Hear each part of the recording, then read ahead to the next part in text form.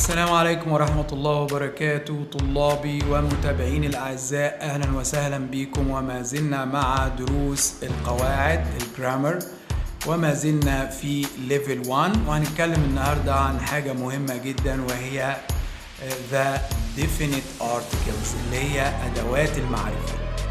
عندنا أداة معرفة مهمة جدا وهي the، وتساوي في اللغة العربية ال اللي هي الألف واللام. ذا معنى ال. استخدامات أداة المعرفة. متى أستخدم أداة المعرفة ذا؟ أولاً عند الحديث عن شيء معروف للجميع أو شيء معروف للطرفين اللي بيتكلموا في الجملة. على سبيل المثال بقول The teacher is absent today. The teacher is absent today. المعلم غائب اليوم. absent بمعنى غائب.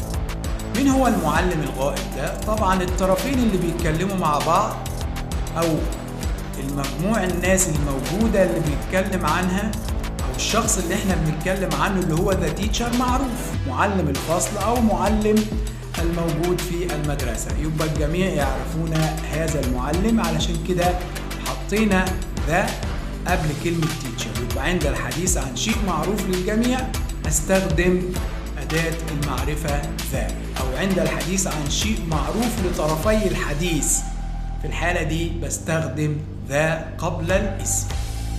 الحاجة الثانية عند ذكر شيء للمرة الثانية في الجملة. عندما نتحدث عن شيء ونذكره مرة أخرى في نفس الجملة، في هذه الحالة نحط ذا قبل الاسم الذي ذكر بالمرة الثانية في الجملة. I saw a cat. The cat is cute. أنا رأيت قطة. a cat هنا ذكرت لأول مرة، علشان كده حطينا قبلها أداة النكرة لكن لما جينا نذكر نفس الكلمة مرة أخرى حطينا قبلها ذا. يبقى أنا بتكلم عن قطة بعينها وهي القطة التي رأيتها. I saw a cat. The cat is cute. أنا رأيت قطة. القطة جميلة.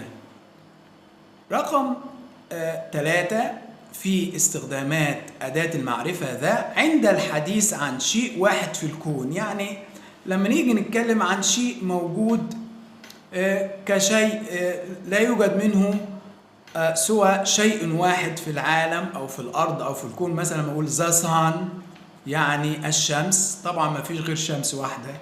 the moon يعني القمر، ما فيش غير قمر واحد موجود على الأرض. تمام؟ يبقى احنا النهاردة اتكلمنا عن أداة المعرفة ذا وقلنا استخداماتها في الجملة. أتمنى أن تكونوا قد استفدتوا من هذه الحصة، والسلام عليكم ورحمة الله وبركاته.